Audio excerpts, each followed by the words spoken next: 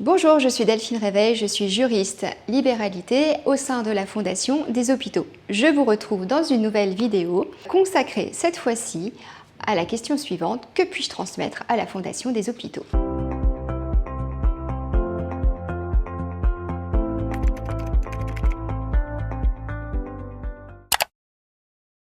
Le droit français distingue plusieurs catégories de biens. Les biens meubles d'un côté, les biens immeubles de l'autre côté. Parmi les biens meubles, on va retrouver deux catégories. Les biens meubles dits par nature, c'est-à-dire ceux que l'on peut déplacer, comme des véhicules, que ce soit des véhicules automobiles, cyclomoteurs ou encore des véhicules agricoles, mais aussi des meubles meublants, c'est-à-dire ceux qui garnissent votre logement. On peut aussi avoir les bijoux et bien évidemment des œuvres d'art. Autre type de biens meubles, ceux par destination de la loi, tels les comptes bancaires, les parts ou titres de société, les portefeuilles titres, mais aussi les droits d'auteur. C'est tout à fait envisageable.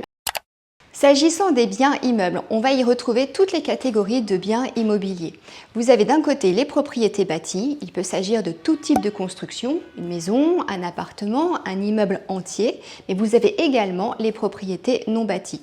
On y retrouve les terrains à bâtir bien sûr et toutes les parcelles dites agricoles.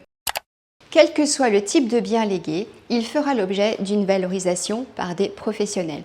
Pour les biens immobiliers, par des professionnels de l'immobilier tels que les agences immobilières, pour les biens mobiliers tels que les bijoux ou les œuvres d'art par des commissaires-priseurs et pour les titres de société par un expert comptable. Sachez qu'en dernier lieu, vous pouvez aussi léguer un bien qui est loué. Très souvent, la transmission à une fondation ou à une association reconnue d'utilité publique est réalisée en pleine propriété.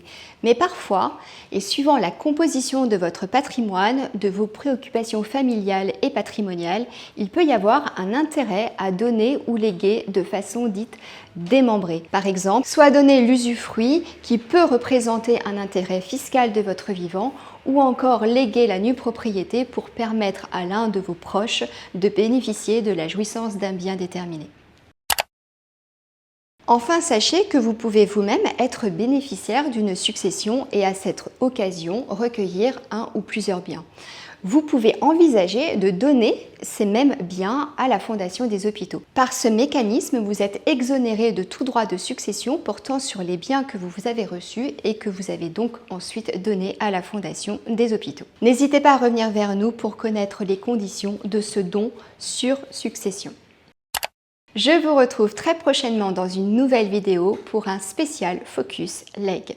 En attendant, n'hésitez pas à consulter notre brochure Libéralité sur notre site internet fondationhopitaux.fr ou bien me poser vos questions dans les commentaires qui suivent. À très bientôt.